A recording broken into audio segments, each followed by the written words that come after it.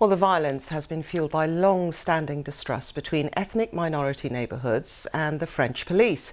Speaking to the BBC, Thierry Claire, the Deputy Secretary-General of one of the country's main police unions, dismissed claims that the police had a problem with racism. Non, la police en France, elle n'est pas raciste. No, the French police are not racist. There can be some behaviour which is on the borderline, and some officers have been sanctioned, sometimes sacked, for such acts. But it's something that is marginal, like it happens in any corporation or institution. But the national police is not racist. Our colleagues are from diverse origins. Some of us are married to partners from a different religion or background, and we cannot say today that the police as a whole is racist. The situation in France does remain on edge this morning. Our correspondent Sofia Betitza is in Paris.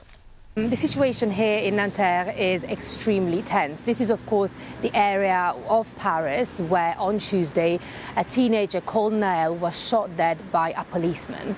Now, last night, for the third night in a row, there have been violent clashes between the police and protesters. According to the news agency AFP, some protesters used hand grenades. They set fire to cars and buildings, and the police responded with tear gas.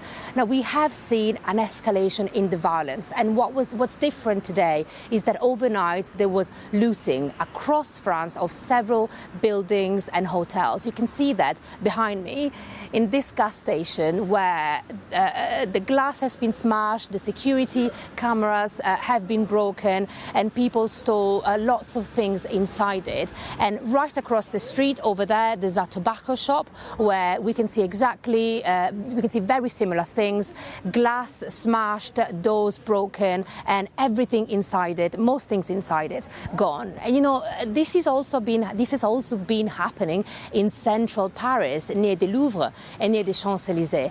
But it's not just Paris. Overnight, you mentioned arrests across France. We have an update on that number. We understand now that nearly 700 people have been arrested overnight. Many of them are under 18.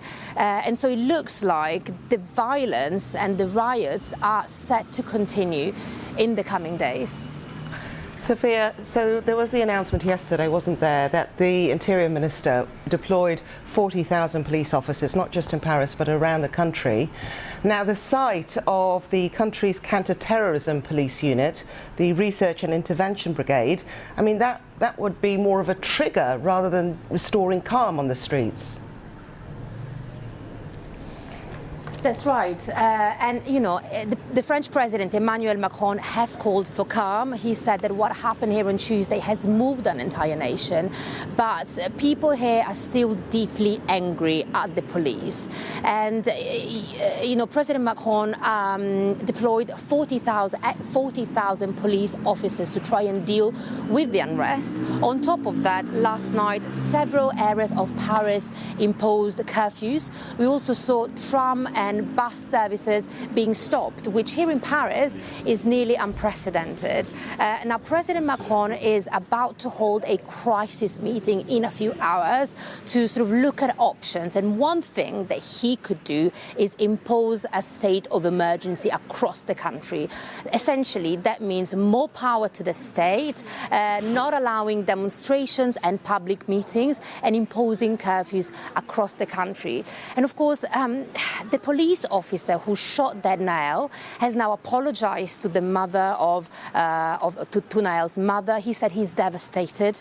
He's been arrested and charged of manslaughter. But despite of all of this, people here have told us that this is not just about Naël. This is the final straw. There's a lot of anger at the police, and it's very likely that the riots will continue. And the feeling is that the government does not yet have the situation under control.